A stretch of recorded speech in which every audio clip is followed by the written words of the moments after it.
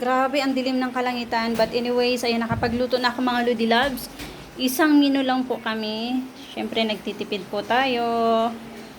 Kailangan magtipid. So, ayan na po ang aking garlic butter chicken mga Lodi Loves. And pinatungan ko na siya ng sesame seeds sa taas. So, lumabas pala ako kaninang umaga na malengke kami ni Bunso. Kasi gusto ko yung bigasan ko. Yung bigasan ko mga Lodi Loves. Gusto ko laging puno yan. Although meron naman ako dyang brown rice. Pero mas prepared ko pa rin yung yung white rice kasi sa mga kids ko. So, ayan po yung aking butter garlic chicken. So, ayan, bumili na rin ako ng avocado kanina at saka saging. Hilaw muna yung binili ko mga Lodi Loves kasi wala pa naman akong balak lutuin siya ngayon. Tapos, bumili na rin ako ng pinakapaborito ko sa lahat, itlog maalat. Then, ayan, lemon ni Joanna. Request ni Joanna. So, ito pa rin po yung fruits namin kagabi. Pero kinain ko na po yung dalawang pungkan. Kinain na po namin. So, yun lang po yung ganap. Sa taas naman mga Lodi Loves is ang lakas ng ulan. So, ayan si Carlo naglilinis dahil ayaw nang makalat ang bahay. Si Juliana naman naglinis na siya kanina sa labas. Nanood sila ngayon ng video. Si Joanna, banding na lang dalawang girls ko. Ayun si Carlo. Pina-off ko muna yung music sa kanya kasi ayaw ko copyright. Mas maganda yung original content mga Lodi Loves, diba? Walang music.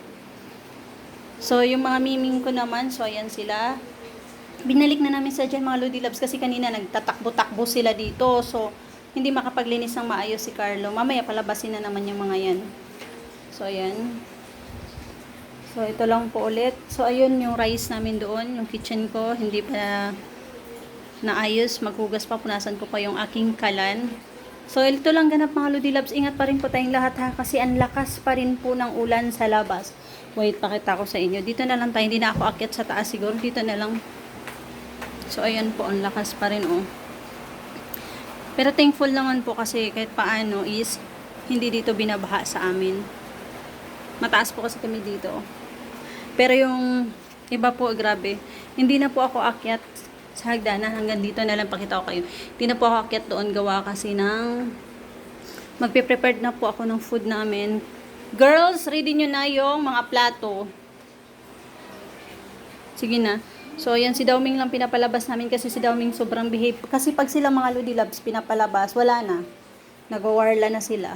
Kumbaga, nagtatakbuhan na sila. So, again, flex ko ulit ang aking munting wine area. Na ang dami na nilang binasag na alak dyan. Yung mga wine talagang gusto nilang pag nakalabas kasi sila, wala, diba? Pag nakalabas sila, doon sila pupunta sila sa wine area ko. So, ayan si Juliana po